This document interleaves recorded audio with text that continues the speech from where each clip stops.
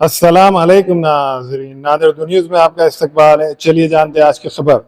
नांदेड़ जिले में आइंदा दिनों मुनक्किद होने वाले महानगर पालिका के चुनाव के सिलसिले में आज कांग्रेस पार्टी के वरिष्ठ नेताओं की जानिब से 20 प्रभागों के ख्वाहिशमंद उम्मीदवारों से मुलाकात ली गई।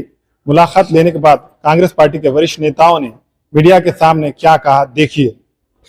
आज महानगरपालिका नांदेड वाघाळा या महापालिकेच्या काँग्रेस पक्षाच्या प्रत्येक प्रभागातल्या उमेदवाराच्या मुलाखती घेण्यात आल्या।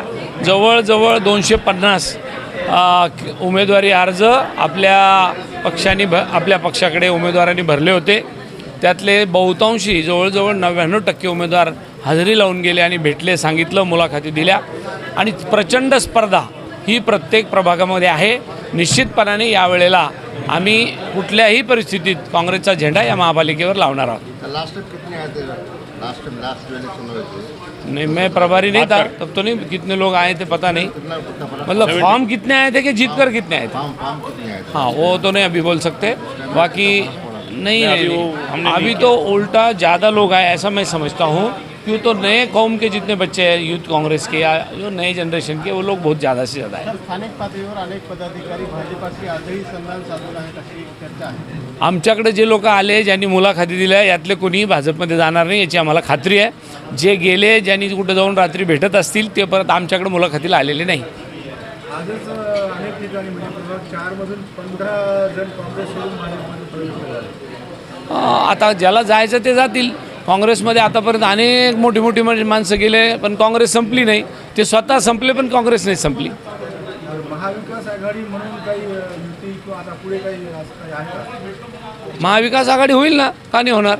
आम्ही स्थानिक पातळीवर त्या नेतेमंडळीशी बोलू, त्यांच्या वरिष्ठांशी बोलू आणि त्याच्यानंतर त्याचा निर्णय केला जाईल। आपल्या पूर्ण 20 प्रभागाच्या मुलाखती झालेल्या आहेत। हो, मग आता ती जागा वाटप कसं होईल? नाही, कसं आहे, शेवटी महाविकास आघाडी करायची असेल त्यावेळेला आपल्याला त्यांना काही प्रभागाने काही वाढ द्यावे लागतील। शिवसेनेचे राऊत यांनी स्पष्ट सांगितलं की आता महाविकास आघाडी राहिली नाही, असं त्यांनी स्पष्ट कोणी सांगितलं? राऊत कोण? संजय राऊत।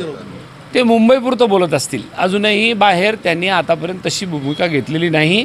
त्यांनी फक्त मुंबई, नाशिक आणि ठाणे, कल्याण एवढ्याच पुरतं मर्यादित राज ठाकरेंच्या सेनेसोबत जायचं असं नियोजन केलं आहे। स्थानिक पातळीवर इतर पक्षांची चर्चा झाली का? आमची चर्चा इतर पक्षाच्या वरिष्ठाशी सुरू आहे। लोकलला काय?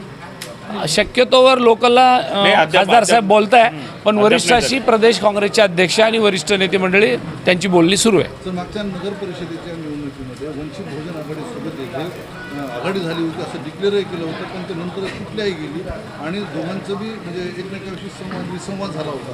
आता परत बाळासाहेब आंबेडकर आणि तो या वेळेला तसा विसंवाद होऊ नये याच्याकरता आपण बाळासाहेबांशी भेटून चर्चा करू आणि निश्चितच त्यांचा आदेश खाली कार्यकर्त्याला येईल आणि आपण मग एकत्र येऊ। बस निश्चितच करूया।